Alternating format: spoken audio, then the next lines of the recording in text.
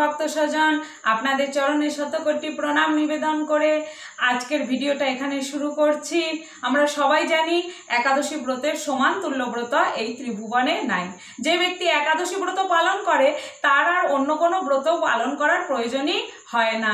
আবার আমরা এটাও জানি একাদশী ব্রত তখনই সুসম্পন্ন হয় যখন একাদশী ব্রত পালন করে ওই একাদশী ব্রত মাহাত্ম্য পাঠ বা শ্রবণ করা হয়। আগামী 14ই সেপ্টেম্বর শনিবার পার্শ্ব একাদশীর ব্রত উপবাস। আমরা সবাই এই একাদশীর ব্রত উপবাস পালন করব। আসুন এই একাদশীর ব্রত মাহাত্ম্য আমরা সবাই পাঠ বা শ্রবণ করি।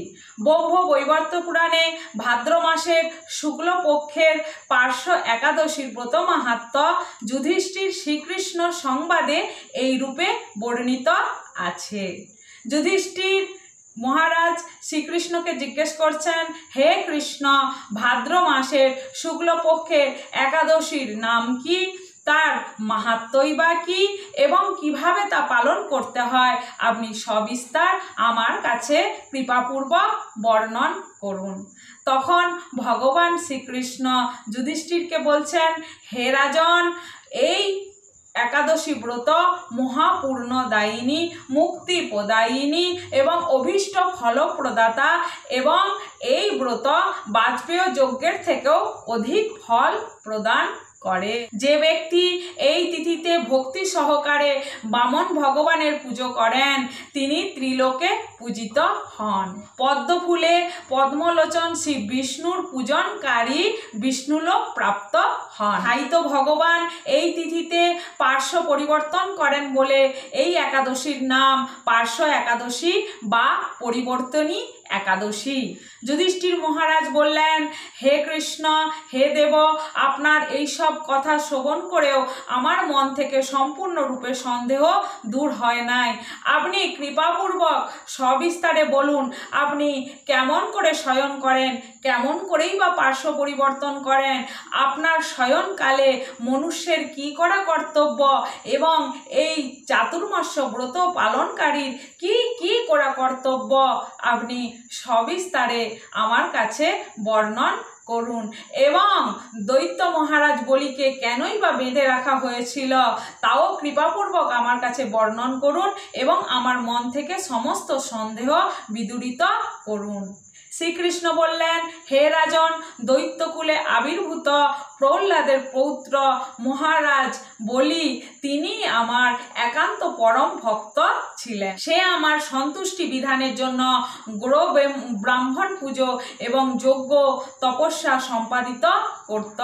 কিন্তু ইন্দ্রের প্রতি বিদ্বেষবশত তিনি সমস্ত দেবলোক জয় করে নিয়েছিলেন। তার ফলে দেবতাগণ সহ ইন্দ্র আমার শরণাপন্ন হয়েছিল। তার প্রার্থনায় আমি ব্রাহ্মণ বালক বেশে বামন রূপে দৈত্যরাজ বলির যজ্ঞশালায় উপস্থিত হয়েছিলাম। আমি তার কাছে ত্রিপাদ ভূমি প্রার্থনা করেছিলাম, কিন্তু তিনি আমাকে আরও শ্রেষ্ঠ অধিকতর কোনো বস্তু দিতে চেয়েছিলেন, কিন্তু আমি এই ত্রিপাদ ভূমিতেই স্থির রয়েছিলাম। কিন্তু তার গুরুদেব শুক্রাচার্য আমাকে ভগবান রূপে জানতে পেরে দৈত্যরাজ বলিকে দান দিতে মানা করেছিল। কিন্তু সত্যপ্রদ দৈত্যরাজ বলি তিনি গুরুদেবের কথা অবজ্ঞা করে গুরু মহারাজের বাক্যকে উল্লঙ্ঘন করে আমাকে দান দিতে সংকল্পবদ্ধ হয়েছিলেন।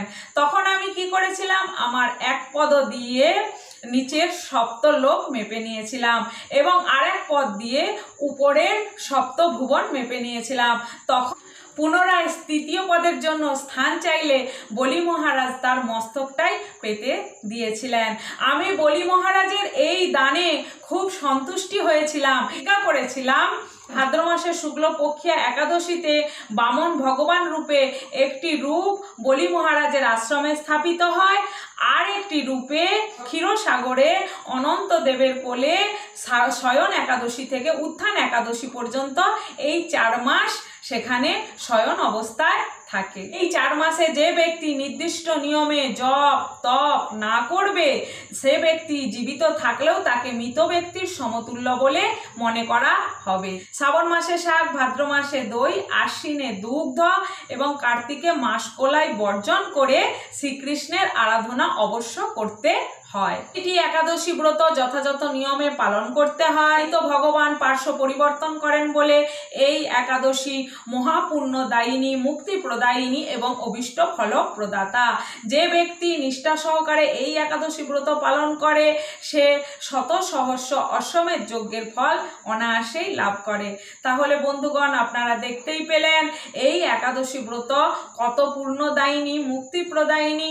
তাই আমাদের সকলের উচিত এই একাদশী ব্রত পালন করা। শুধু এই একাদশী কেন, 12 মাসের 24টা একাদশী ব্রতই প্রত্যেকের পালন করা উচিত। কারণ একাদশী ব্রত পালন করা মাত্রই জীবের সমস্ত পাপ ভস্মীভূত হয়ে যায়। তাই আসুন আমরা সবাই মিলে একাদশী ব্রত পালন করি এবং অপরকে অনুপ্রাণিত করি এই একাদশী ব্রত পালন করার জন্য। একাদশী ব্রত পালন করা তখনই সুসম্পন্ন হয় যখন আমরা নির্দিষ্ট সময়ের মধ্যে তা পালন করতে পারি। শনিবার 14 সেপ্টেম্বর পার্শ্ব একাদশী ব্রত উপবাস এবং রবিবার 15 সেপ্টেম্বর 9টা 28-এর মধ্যে তার পালন সময়। অবশ্যই ঠিক সময়ে আপনারা পালন করে নেবেন, তখনই একাদশী ব্রত সুসম্পন্ন হবেন। আবার দেখা হচ্ছে ঠিক পরের ভিডিওতে। ততক্ষণ পর্যন্ত আপনারা সুস্থ থাকুন, ভালো থাকুন। হরে কৃষ্ণ, হরি বল।